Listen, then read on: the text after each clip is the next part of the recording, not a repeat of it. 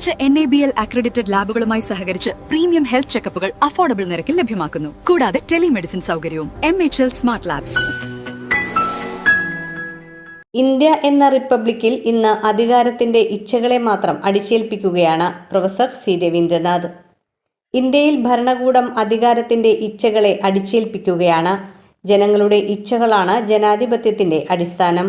ജനാധിപത്യവും സ്വാതന്ത്ര്യവുമുള്ള ജനതയ്ക്കു മാത്രമേ സന്തോഷത്തോടെയും സമാധാനത്തോടെയും ജീവിക്കാൻ സാധിക്കൂ. മനുഷ്യവിഭവശേഷിയിൽ ഏറ്റവും മുൻപന്തിയിലുള്ള ഇന്ത്യ ആഗോള മനുഷ്യവികസന സൂചികയിൽ 132ാം സ്ഥാനത്താകുന്നത് തെറ്റായ സാമ്പത്തിക വിദ്യാഭ്യാസ നയങ്ങൾ കൊണ്ടും ജനാധിപത്യ വിരുദ്ധ പ്രവണതകൾ കൊണ്ടുമാണ്. കൊടുങ്ങല്ലൂർ താലൂക്ക് ലൈബ്രറി കൗൺസിൽ സംഘടിപ്പിച്ച ഇന്ത്യൻ റിപ്പബ്ലിക്കിന് ഇന്ത്യയോട് പറയാനുള്ളത് എന്ന സെമിനാർ ഉദ്ഘാടനം ചെയ്ത് സംസാരിക്കുകയായിരുന്നു അദ്ദേഹം. മാനവികത എവിടെ നഷ്ടപ്പെടുന്നുവോ അവിടെ മാനവികതയെ ജ്വലിപ്പിച്ചു കൊണ്ടുവരുന്നതാണ് നവോത്ഥാനം. ജാതി കേന്ദ്രീകൃതമായ വ്യവസ്ഥയിൽ മാനവികത പുറന്തള്ളപ്പെട്ടിരുന്നപ്പോൾ മാനവികതയെ ജ്വലിപ്പിച്ചതാണ് ശ്രീനാരായണ ഗുരു. അതാണ് നവോത്ഥാന നായകൻ.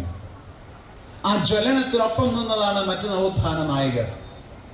വക്കം മൗലവി, ചാവറയച്ചൻ, ചട്ടമ്പി സ്വാമികൾ, ഇവരെല്ലാം ഈ നവോത്ഥാനത്തിന്റെ ജ്വലനത്തെ കൂടുതൽ കൂടുതൽ ജ്വലിപ്പിക്കാൻ, തീപ്പന്തമാക്കി മാറ്റാൻ ശ്രമിച്ചു.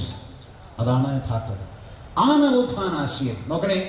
ആ നവോത്ഥാനാശയം ഏതാശയം? ഈ മാനവികതയെ ജ്വലിപ്പിക്കുന്ന, മനസ്സെല്ലാം ഒന്നാണ്, മനുഷ്യൻ ഒന്നാണ് എന്ന് ചിന്തിപ്പിക്കുന്ന ജ്വലനഭാവം. ആ ജ്വലനഭാവത്തെയാണ് ഭാവുകത്വം എന്ന് പറയുന്നത്. ആ ഭാവുകത്വം കാവ്യസങ്കല്പങ്ങളിലേക്ക് എടുത്തത് കവികൾ, ആ ഭാവുകത്വം നോവൽ സങ്കല്പങ്ങളിൽ എടുത്തത് നോവലിസ്റ്റുകൾ, ആ ഭാവുകത്വം ലേഖനങ്ങളിലേക്കും കഥകളിലേക്ക് എടുത്തത് സാഹിത്യകാരന്മാർ. അങ്ങനെയാണ് നവോത്ഥാന ഭാവുകത്വം സാഹിത്യത്തിൽ നിറയുന്നത്. ഇതാണ് സാഹിത്യത്തിൽ നവോത്ഥാനത്തിന് ശേഷമുള്ള സാഹിത്യം. ആ സാഹിത്യം മാനവികത നിറഞ്ഞ സാഹിത്യമാണ്. അവിടെ മാനവികതക്കെതിരായിട്ടുള്ള ജാതി കേന്ദ്രീകൃത ചിന്തകളില്ല. ഇതാണ് അട്ടിമറിക്കുന്നത്. വർഗീയത അട്ടിമറിക്കുന്നതിനെയാണ്.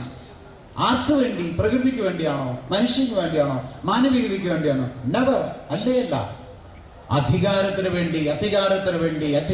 വേണ്ടി മാത്രം. മനുഷ്യന് വേണ്ടിയല്ല, പ്രകൃതിക്ക് വേണ്ടിയല്ല.